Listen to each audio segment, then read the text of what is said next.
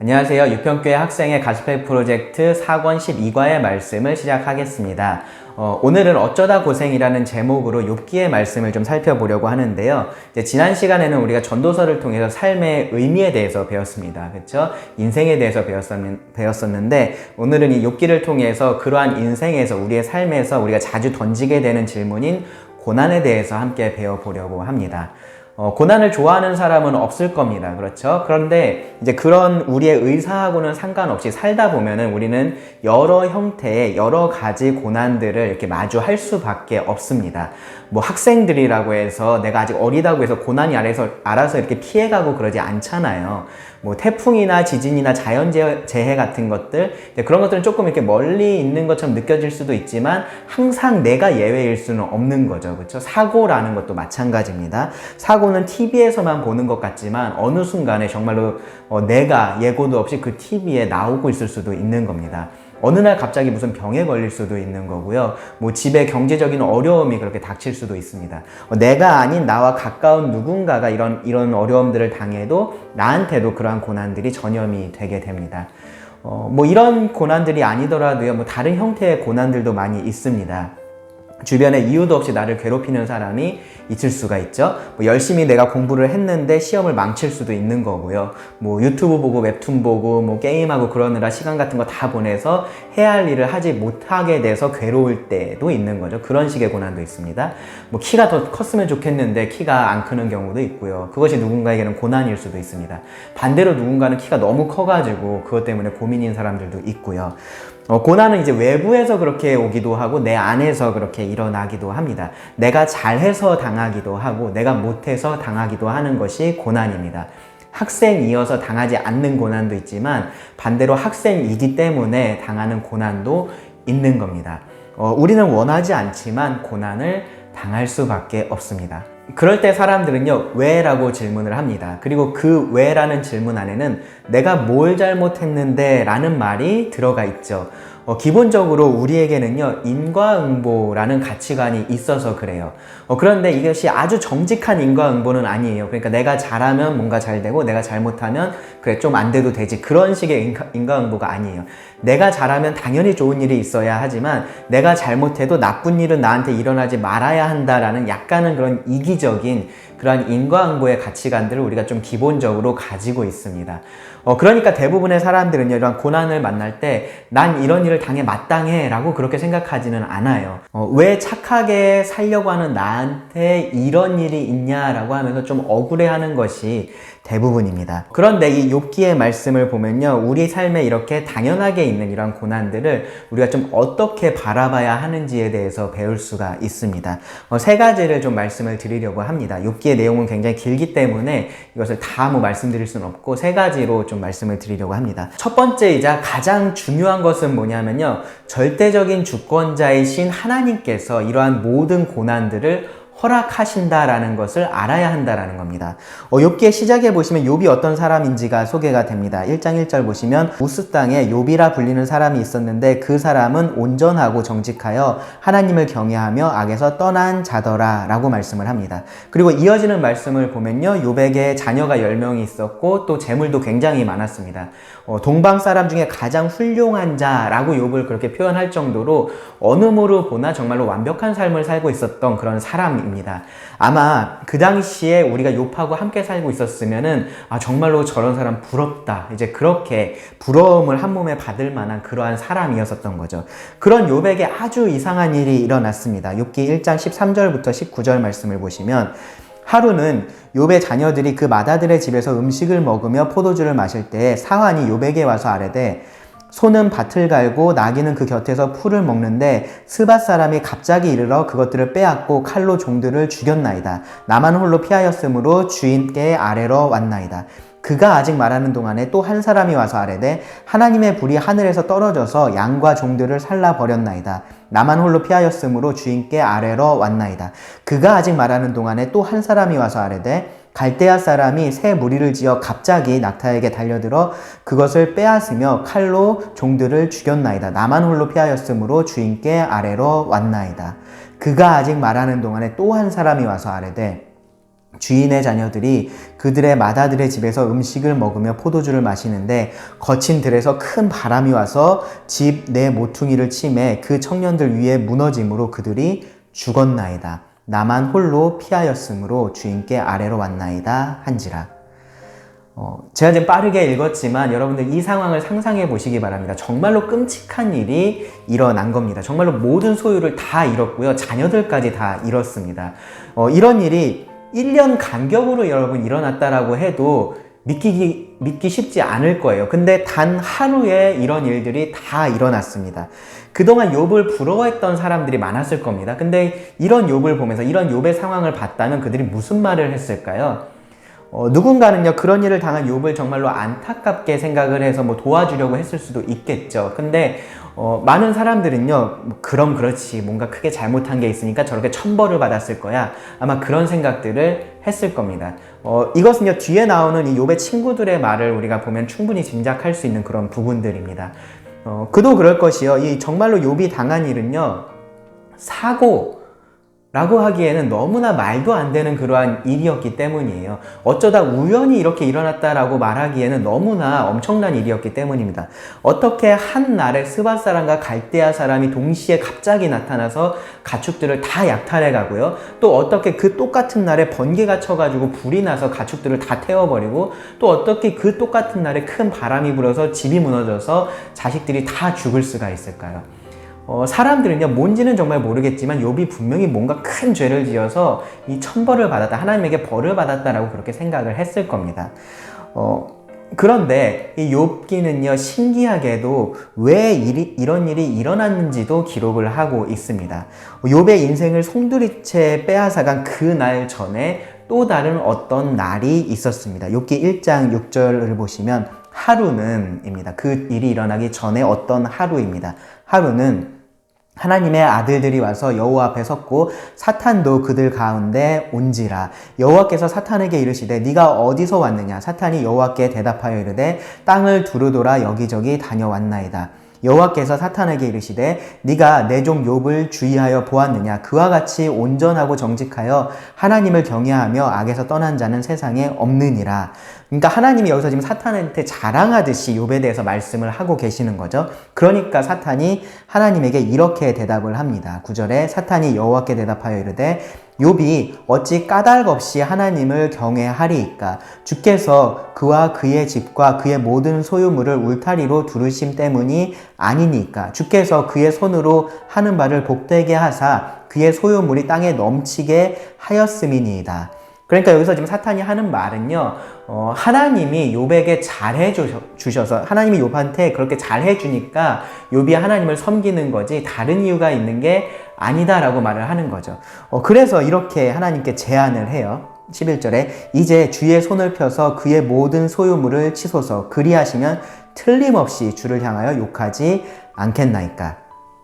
사탄의 가정이 맞다면, 전제가 맞다면 이 결론도 맞을 겁니다. 그렇죠? 하나님께서 욥에게 주신 것 때문에 욥이 하나님을 섬기는 것이라면, 하나님께서 그에게 주셨던 그것들을 빼앗으면 욥이 하나님을 섬길 이유가 없어지는 거죠. 사탄은 반드시 그렇게 될 것이다, 틀림없이 그렇게 될 거다라고 확신을 합니다. 12절에 여호와께서 사탄에게 이르시되 내가 그의 소유물을 다 너의 손에 맡기노라. 다만 그의 몸에는 너의 손을 대지 말지니라. 사탄이 곧 여호와 앞에서 물러가니라.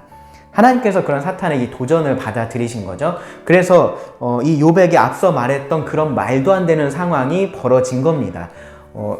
일단 사람들의 생각처럼 욥이 죄를 지어서 천벌을 받은 것이 아니다라는 것은 분명합니다. 그렇죠? 그러면은 욥은 사탄의 생각처럼 그동안 하나님께서 좋은 것들을 주셔서 이 하나님을 섬겼던 걸까요? 욥이 이 극심한 고난 중에서 어떻게 반응했는지를 우리가 볼 수 있습니다. 욥기 1장 20절입니다. 욥이 일어나 겉옷을 찢고 머리털을 밀고 하나님을 원망하여 이르되, 아니죠. 뭐라고 말합니까? 땅에 엎드려 예배하며 이르되입니다. 내가 모태에서 알몸으로 나왔사온즉 또한 알몸으로 그리로 돌아가올지라. 주신 이도 여호와시오 거두신 이도 여호와시오니 여호와의 이름이 찬송을 받으실지니이다 하고, 이 모든 일에 욥이 범죄하지 아니하고 하나님을 향하여 원망하지 아니하니라. 욥은요 정말로 말도 안 되는 이러한 고난 중에 하나님의 절대적인 주권을 인정을 하면서 하나님을 예배했습니다. 사탄의 말대로 하나님께서 주신 것 때문에 하나님을 섬겼던 것이 아니라 그냥 하나님을 섬긴 겁니다. 이 상황을 하나님은요 다시 사탄에게 자랑을 하셨어요. 그러니까 또 사탄이 하나님께 도전을 했습니다. 욥기 2장 5절 6절 보시면 이제 주의 손을 펴서 그의 뼈와 살을 치소서. 그러니까 하나님께서 요 앞에서는 욥의 몸에는 손을 대지 말라고 해서 사탄이 그 몸에 손을 댈 수 없었어요. 그런데 이제는 그 몸에도 손을 한번 대보자 라고 하는 겁니다. 뼈와 살을 치소서. 그리하시면 틀림없이 주를 향하여 욕하지 않겠나이까. 여호와께서 사탄에게 이르시되 내가 그를 너의 손에 맡기노라. 다만 그의 생명은 해하지 말지니라. 네, 몸에 손을 대도 되는데 죽게만 하지 마라 라고 말씀을 하신 겁니다. 자, 이번에는 욥을 직접적으로 사탄이 공격을 했습니다. 욥을 쳐서요 온몸에 종기가 나게 했는데요. 이 종기가 났다라는 것은 매우 괴로운 그런 피부 질환을 말을 합니다. 뒤에서 욥이 하는 말을 보면은 차라리 죽고 싶다라는 생각이 계속해서 그렇게 될 정도로 정말로 괴로운 그러한 병입니다. 심지어 일이 이렇게 되니까 남아 있었던 욥의 유일한 가족 누굴까요? 자녀들이 다 죽었으니까 아내만 남아 있었겠죠. 그 아내가 욥한테 이렇게 말을 했습니다. 욥기 2장 9절에 보시면 그의 아내가 그에게 이르되 당신이 그래도 자기의 온전함을 굳게 지키느냐 하나님을 욕하고 죽으라. 이럴 거면 하나님을 뭐하러 섬기냐라는 말인 거죠. 그동안은 하나님 섬겨서 좋은 게 많았습니다. 떡도 나오고 돈도 나오고 재물도 많아지고 가축도 많아지고 정말 좋았습니다. 그런데 이렇게 고난을 당하는데 하나님 섬기고 있는 게 무슨 소용이 있냐 그렇게 얘기를 하는 거죠. 어쩌면 여러분도 이런 생각이 들 때가 있을지도 몰라요. 여러분 열심히 교회 나오면 공부하지 않아도 항상 시험만 보면 무조건 100점 맞는다. 그럼 어떨까요? 이렇게 학생의 말씀을 여러분 들을 때마다 통장에 100만 원씩 들어간다. 그러면 여러분 어떻겠습니까? 예수님만 믿으면 평생 정말로 뭐 일하지 않아도 하고 싶은 거 마음대로 하면서 살 수 있다. 그러면 여러분 어떨까요? 그럼 뭐 예수님 믿을만 하지라는 생각이 여러분 혹시 드시나요? 그러면요 여러분 정말로 잘못 생각하고 있는 겁니다. 그거는요 예수님을 믿고 하나님을 믿는 게 아니라 그냥 내가 잘 이용할 수 있는 어떤 능력 있는 존재를 믿고 있는 겁니다. 참된 신앙은 그런 것이 아닙니다. 진짜 믿음을 가진 사람은요 하나님께서 나에게 무엇을 주시느냐 그것하고 상관없이 하나님을 믿고 따르고 섬깁니다. 그래서 욥의 대답이 이렇습니다. 보시면은 욥기 2장 10절에 그가 이르되 그대의 말이 한 어리석은 여자의 말 같도다. 우리가 하나님께 복을 받았음즉 화도 받지 않겠느냐 하고 이 모든 일에 욥이 입술로 범죄하지 아니하니라. 욥은 말로 다 할 수 없는 그러한 고난을 당했습니다. 욥의 고난의 정도를 생각해 보면은 정말 제정신으로 있는 것이 불가능한 것이 아닐까라는 생각이 들 정도예요. 그런 극한의 이러한 고난의 이유를요 욥은 알지 못했습니다. 하지만 그가 알고 있었던 것은 뭐였냐면은 하나님의 절대적인 주권인 거죠. 하나님께서 주셨으니까 하나님께서 가져가실 수 있다. 하나님께서 복을 주셨으니까 하나님께서 화도 주실 수 있다라는 겁니다. 고난 중에서도 이런 하나님의 절대적인 주권을 인정하는 것이 가장 중요합니다. 다음으로 절대적인 주권을 가지신 하나님은요 우리가 감히 이해한다라고 그렇게 말할 수 없을 정도로 크신 하나님이시다라는 것을 우리가 알아야 합니다. 욥이 앞서 말한 그런 상황에 놓인 후에 친구들이 찾아왔어요. 친구들은 욥을 위로하려고 했는데 욥에게 어떤 위로도 되지를 않습니다. 그들은 하나님의 주권은 인정을 했습니다. 그런데 하나님을 너무 단순하게 이해를 하고 있었어요. 욥이 죄를 범해서 하나님이 이렇게 벌을 주신다라는 이야기만 계속해서 합니다. 뭐 다양한 말들을 계속해서 하는데 길게 하는데 그것이 욥에게 절대로 위로가 되지 않았습니다. 오히려 욥은요 이 친구들을 향해서 분노를 했고요. 그래서 이렇게 말도 했습니다. 욥기 12장 2절 3절을 보시면 너희만 참으로 백성이구나. 너희가 죽으면 지혜도 죽겠구나. 그러니까 이 친구들이 그렇게 아는 체를 했다라는 거죠. 하나님에 대해서 마치 자기들이 다 알고 있는 것처럼 얘기를 했다라는 겁니다. 욥기 16장 1절부터 보시면은 또 욥이 대답하여 이르되 이런 말은 내가 많이 들었나니 너희는 다 재난을 주는 위로자들이구나. 헛된 말이 어찌 끝이 있으랴. 네가 무엇에 자극을 받아 이같이 대답하는가. 나도 너희처럼 말할 수 있나니 가령 너희 마음이 내 마음 자리에 있다 하자. 나도 그럴듯한 말로 너희를 치며 너희를 향하여 머리를 흔들 수 있느니라. 그래도 입으로 너희를 강하게 하며 입술의 위로로 너희의 근심을 풀었으리라. 그러니까 이 욥의 친구들은요, 마치 하나님에 대해서 다 아는 것처럼 그렇게 말을 했어요. 그런데 다 헛된 말들일 뿐이었다라는 겁니다. 사실 욥도 그렇게 다르지 않았습니다. 욥도 이 친구들과 논쟁을 하면서 마치 자기가 하나님이라면은 더 뭔가 잘할 수 있을 것처럼 그런 식으로 말을 하기도 했습니다. 그래서 마침내 하나님께서 그들에게 나타나셨을 때 하나님은 욥에게 이렇게 말씀을 하셨습니다. 욥기 38장 1절부터 3절을 보시면 그때 여호와께서 폭풍우 가운데 욥에게 말씀하여 이르시되 무지한 말로 생각을 어둡게 하는 자가 누구냐? 너는 대장부처럼 허리를 묶고 내가 너에게 묻는 것을 대답할지니라. 그러면서 하나님은요 계속해서 욥에게 질문을 던지십니다.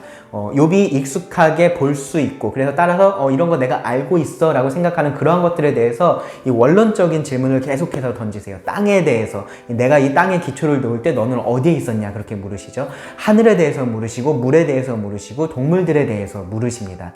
하나님께서 그 모든 것들을 만드시고 질서 있게 다스리고 계심을 욥에게 알게 하셨습니다. 우리 중에 누구도 할 수 없는 그러한 일들을 하나님은 하시는 거고요. 그런 하나님을 우리가 다 이해할 수는 없는 겁니다. 욥과 이 친구들은요, 그런 하나님을 마치 자기들이 잘 아는 것처럼 말을 했어요. 그러면서 이 당시 욥의 그 상황을 설명하려고 했었던 것이 문제였습니다. 친구들은 욥이 죄를 지어서 그렇게 된 거다라고 계속 주장을 했고, 욥은 그렇지 않다라고 주장을 했습니다. 오히려 무고한 자신을 하나님께서 마치 원수처럼 그렇게 공격하고 계시는 상황이다라고 말을 했습니다. 그런데 누구도 하나님을 다 알 수는 없습니다. 그러니까 하나님께서 하시는 일의 어떠한 이유에 대해서 단정해서 말할 수 없는 거죠. 우리들에게 일어난 어떤 고난의 이유에 대해서 우리가 단정해서 말을 할 수가 없는 겁니다. 하나님은 우리가 이해할 수 없을 정도로 크신 그러한 하나님이시기 때문입니다. 그래서 하나님은 우리가 이해할 수 없을 정도로 지혜로운 분이시기도 합니다. 또 우리가 이해할 수 없을 정도로 하나님은 공의로우신 분이시고요. 그리고 우리가 이해할 수 없을 정도로 사랑이신 분이 하나님이십니다.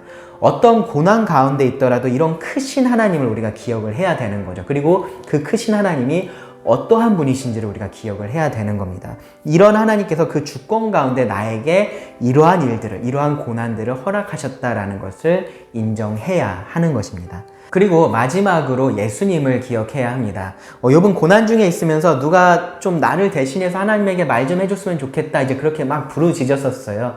욥은 하나님의 주권은 인정할 수 있었지만 그에게 감당할 수 없는 이런 고난을 허락하신 하나님을 은혜와 사랑의 하나님으로 받아들이기에는 그것이 너무나 힘들었었던 거죠. 그런데 이제 오늘날을 살고 있는 우리는 사실 그렇지 않아요. 우리는 예수님의 십자가 이후의 시대를 살고 있기 때문에 그렇습니다. 하나님의 주권과 은혜가 그 십자가로 확실하게 증명이 되었습니다. 로마서 5장 8절 말씀해 보시면 우리가 아직 죄인 되었을 때에 그리스도께서 우리를 위하여 죽으심으로 하나님께서 우리에 대한 자기의 사랑을 확증하셨느니라. 로마서 8장 31절 32절에서는요. 그런즉 이 일에 대하여 우리가 무슨 말 하리요? 만일 하나님이 우리를 위하시면 누가 우리를 대적하리요? 자기 아들을 아끼지 아니하시고 우리 모든 사람을 위하여 내주신 이가 어찌 그 아들과 함께 모든 것을 우리에게 주시지 아니하겠느냐? 우리가 어떤 일을 만난다고 해도요, 그 일은 나를 사랑하시는 하나님의 주권 밖에서 일어나는 일이 아닙니다. 그것이 바로 예수님을 통해서 증명이 되었습니다. 비단 예수님은요, 하나님의 주권과 사랑의 증거만 되신 것이 아니라 믿는 자에게는 이 고난이 끝이 아니라 그 이후에 영광이 있다라는 사실도 예수님은 증거하십니다. 욥도 그 고난의 끝에 더욱 하나님을 알게 됐고 하나님께서 주신 은혜를 더 풍성하게 누릴 수 있게 된 것처럼 예수님은요, 이 고난을 통해서 부활하시고 영광에까지 이르셨잖아요. 그리고 우리에게도 그렇게 예수님의 발자취를 따라오라고 말씀을 하십니다. 처음에 말씀드린 것처럼요, 고난을 좋아하는 사람은 없어요. 하지만 고난을 통해서 우리는요, 더욱 하나님을 바라볼 수는 있습니다. 정말로 이 인생에서 큰 고난을 만났을 때 하나님을 믿게 되는 사람들도 굉장히 많습니다. 그렇게 하나님께서 어찌 보면은 극약 처방을 하셔서 이 사람을 하나님께로 이끄시는 그러한 일들을 하시는 거죠. 그런데 그것이 그 일을 당하는 사람이 그 당시에는 그것을 다 이해할 수는 없는 겁니다. 하지만 그 이후에는 하나님께서 나에게 이러한 고난을 허락하셔서 하나님을 믿게 하셨구나. 참 감사하다라고 말을 할 수 있는 겁니다.